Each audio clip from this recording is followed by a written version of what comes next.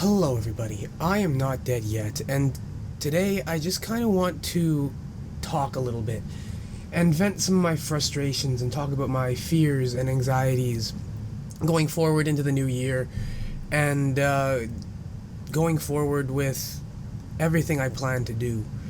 There's not really going to be a lot of structure to this video, it's just going to kind of be me talking to the camera and hopefully some of you guys, fighter or not, can relate, but it really is going to be more about my fighting and just the future, I guess. Where do I even start? Like, I want to turn pro, and I'm in the works for it. I've talked to a few people, and there are things that are happening. I'm not going to say anything just yet, but I'm talking to people, but I really just feel like I'm running out of time.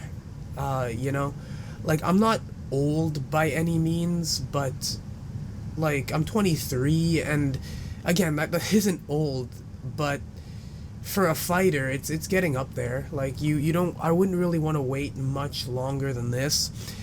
So I'm hoping to start my professional career next year. But at the same time, I'm worried about how much I can possibly do it. I'm still in school, for those of you that don't know, and it's very difficult trying to balance the training as well as the studying and getting a job. I need to make money. It's been a little bit rough on that front, especially considering the fact that I got laid off, or laid off. I got let go a few months ago. I'm not in super dire straits for money, but it's getting to the point where I need to start, really making some again. And the good news on that front is I do have, I've had a few interviews, and it looks like it all goes well. I should have a job that could accommodate things. But again, with school, I'm just worried that it's gonna make boxing difficult. And it's not even just the training aspect of it, but it's the fact that I live in like a nowhere city. I'm not going to be too specific with what I'm doing for school and where I live for obvious reasons, but I live in a city where absolutely nothing happens. I talked to some coaches at my local club, and he didn't even really like know anything about the pro scene. He was all amateur, and he got back to me. I didn't even expect him to, but he ended up getting back to me, and basically his advice was stay away from these promoters.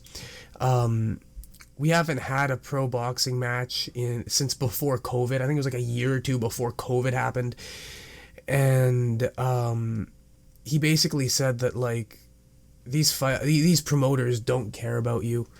You're going to have to travel to fight, and with these promoters, no one's gonna fly you out so you can beat their fighter. So you'll always be a soup can. Every fight you have will be at disadvantage. Like you'll have the odds stacked against you. It'll be a tough fight. You're putting your health on the line, and these promoters don't care about you. They will send you to their death and discard you when you can no longer make money. These guys are pieces of garbage. Stay away from them. Which really sucks. Because, like, again, for those of you that know, I went to Hawaii. I'll throw up the video here. But, so I've talked to the coaches there, and then there may be some opportunities for me to get some pro fights later on in 2023. But I'm really worried because those will all involve traveling. And with how messed up traveling is, I don't know if I'll be able to make it work with my school schedule, and once things get way more serious, because I'm entering into practicums, I don't know how much I'll be able to make it work. I feel like the clock's running out, and I don't really have a lot of time. I feel like I'm working so hard for, I don't want to say nothing, but I'm not getting where I want to go.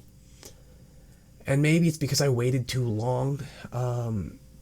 Maybe I should have attacked it a little bit more intensely. But again, like I look back and given the circumstances, it was very difficult to do. My plan originally was to take a year off of school so that I could travel the world and fight. And then COVID hit, and I couldn't leave the country. So it's like, what could I have done? And there were other personal, familial, and other factors in that at that point in my life that made it so that things were a lot more difficult. If I could go back and do things differently with the knowledge I have now, would I have? Maybe. But I don't really know. I'd have to, actually be there to do it, I feel like I'm stretching myself so thin, and like, you can only do that for so long. The truth is, I'm tired, man. Like,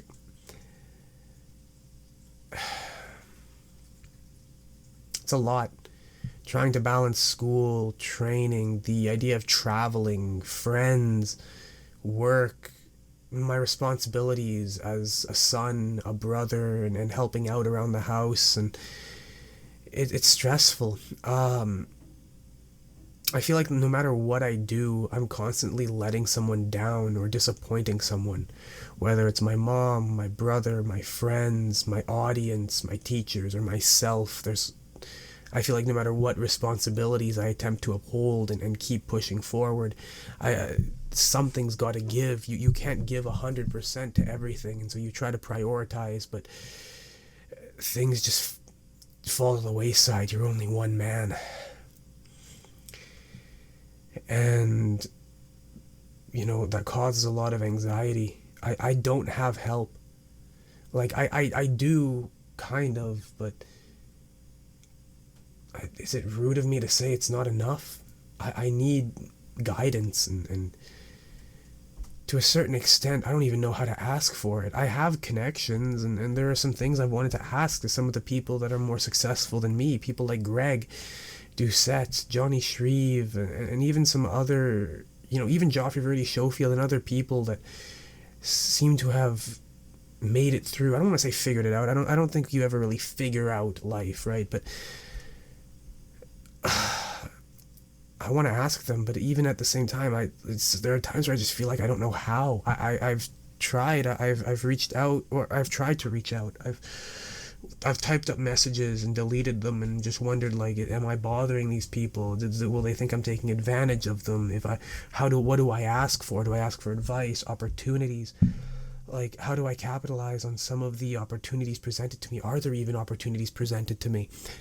Even with school, when I try to talk about how I'm serious about both school and boxing. I want to finish my degree and continue to box, because even if I do make it as a boxer, I want that fallback. I want to be able to retire from boxing comfortably, and if I still have to work, well, then I want to be able to have that degree to fall back on.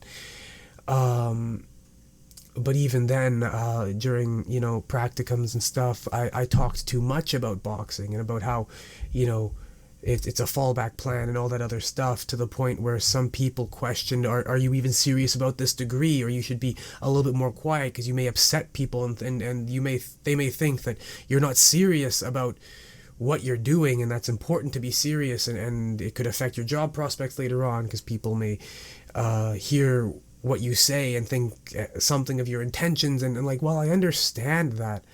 I'm in a position where I have very lofty ambitions in various aspects of my life, and it requires a lot of juggling, and I'm just looking for I'm looking for guidance, I'm looking for help, and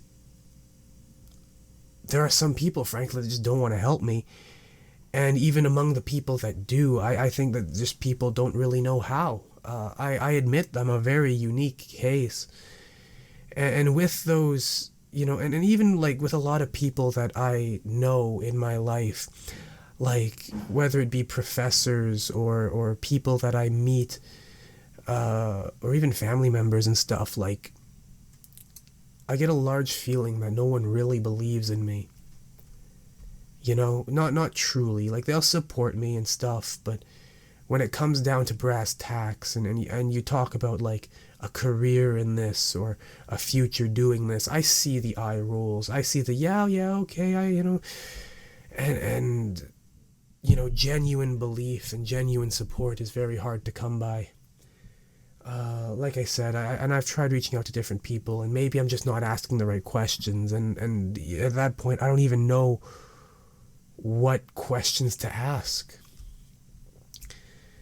I remember with, schooling and stuff, just thinking back when it really hit me, and, some of the discussions I've had with my teachers and everything in regards to, the difficulty of the workload and how serious you are about your school or how serious you are about your boxing and various other stuff. Again, I'm trying to remain relatively vague here. I don't want to give too many details, but like after that conversation, before the winter break, the Christmas break, like, yeah, it really hit me. And that was when that feeling of I'm running out of time hit me.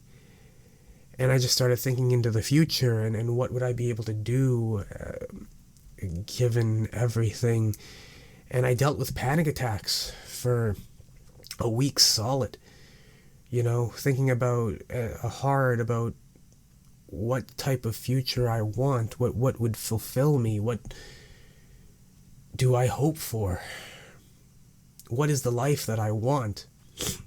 And again, like to the people who would just say, oh, drop out of school and pursue your dreams, that's not, like, I don't think you understand how bad of an idea that is. It's like, it's not really an option. I'd love to pursue opportunity, but again, I don't even really know if I have opportunities to pursue. And even if I do, like I said, I still want that safety net. But again, there's also that thought in the back of my head that, like, am I playing it too safe? Am I not taking any risks at all? Am I waiting too long, and by the time I'm finally ready to take that risk, will it be too late? Will I be able to live with myself if that's the case? But even if I do take the risk now, let's say I drop out of school, move out to some place in the States and just start fighting, like, do I even have the resources for that? Do I have the money for that? Do I have anything for that? No, I don't think so. But even if I did, even if I wanted to, I don't even know where to start going about looking to do stuff like that. And I've been...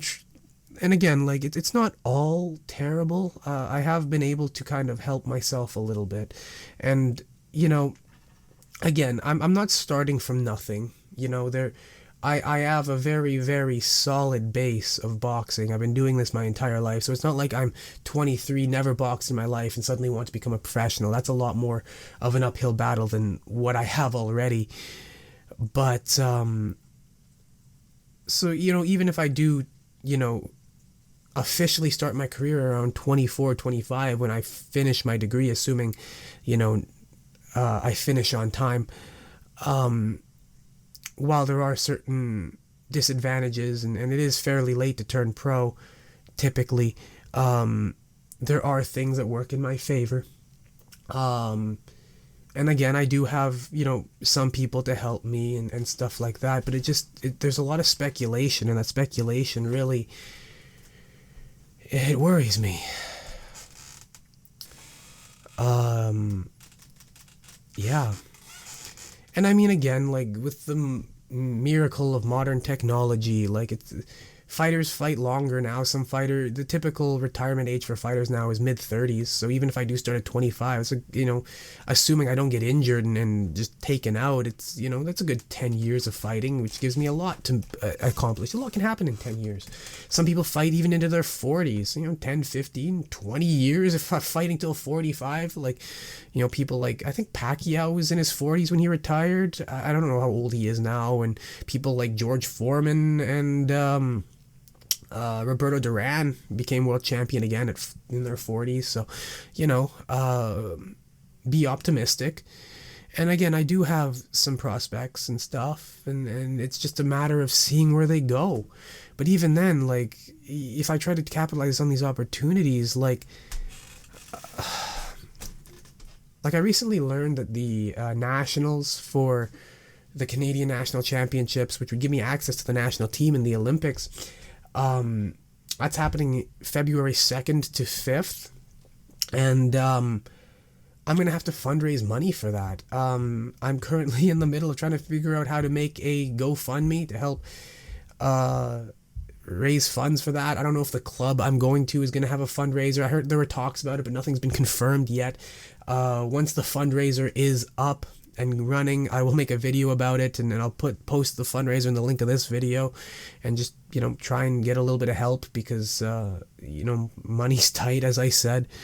And it's just like,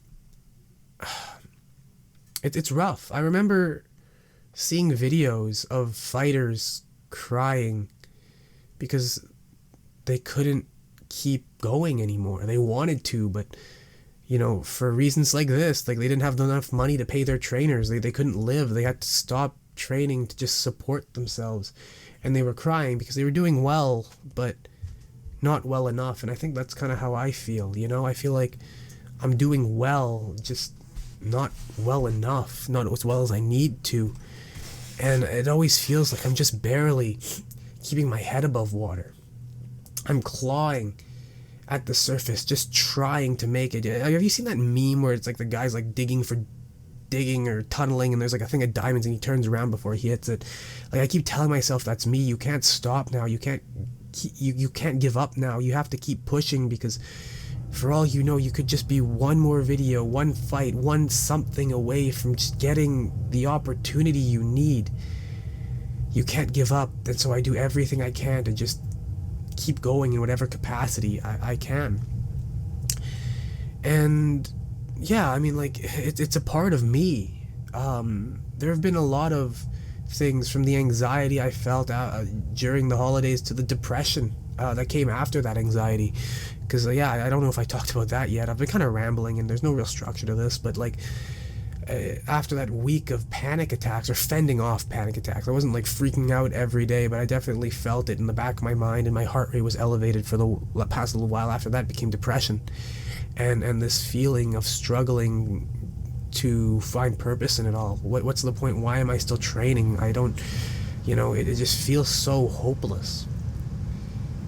But I kept training anyway. That was my that's discipline. That's what it is continuing to rage against the inevitable, to fight when there's nothing to fight for, to get your hands up and walk forward into what seems like certain death and defeat. Because that's always been me. No matter how bleak a situation seems, no matter how tired I am, no matter how much I wanted to give up, there's always this little voice in the back of my head that refuses to let me die, and then refuses to stop. And so I keep going with that hope, with that desire to make something better. I'm gonna keep pushing as best I can, and I just hope that it'll be enough. I hope that I can do the things I hope to do. I hope I can accomplish the things I hope to accomplish. I'd even talk, like, people would talk about proving people wrong, and I was gonna say that, like, I hope I can prove people wrong. And I guess I do want that too. I want to show people that I'm more than what they give me credit for, because it is discouraging. It's exhausting talking about stuff like this and just seeing that nobody believes in you.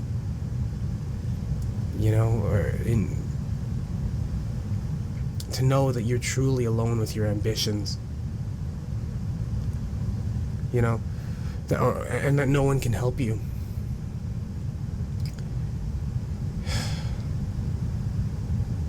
It just feels like circumstance sometimes. That like if I just lived in a city with a better boxing scene, if I lived in Quebec, a lot of my problems would be at least a little bit easier, because at least then I could fight in my hometown. I wouldn't have to travel, and then, like, if I travel too much, then I worry that my teachers or professors might think I'm not serious, or that I missed too much class, and then because in my program you can get kicked out for missing too much class, so and with the talks of people wondering how serious I am about my studies, even the thought of talking about missing some classes to go to the nationals is stressing me out. But I'm still going to talk about it. You know, they say that, you know, your level of success depends entirely on how many difficult conversations you're willing to have. And I'll have those difficult conversations.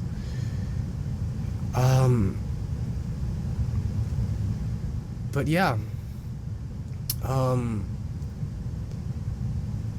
It's weird to see the progress and to continue to go, but it's like I don't want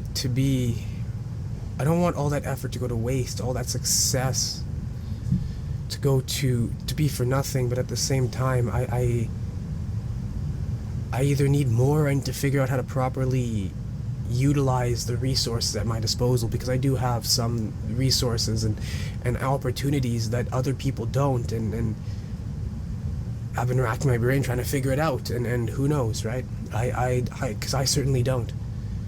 I'm just slowly trying to figure it out, one thing at a time. I'm taking things one step at a time, but again, sometimes I feel like that's too slow,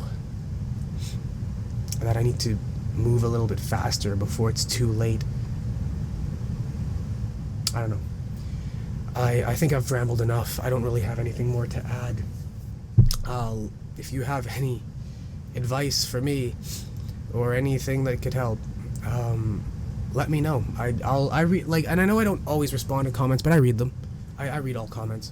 So yeah, this was just to kind of get something off my chest, and hopefully some of you relate to it. Hopefully some of you fighters out there and people that are also struggling like me can find some semblance of a home. And, you know, misery loves company, so maybe we can, you know, all be miserable together. I mean, we're warriors, right? We're fighters. We know what it's like to be miserable.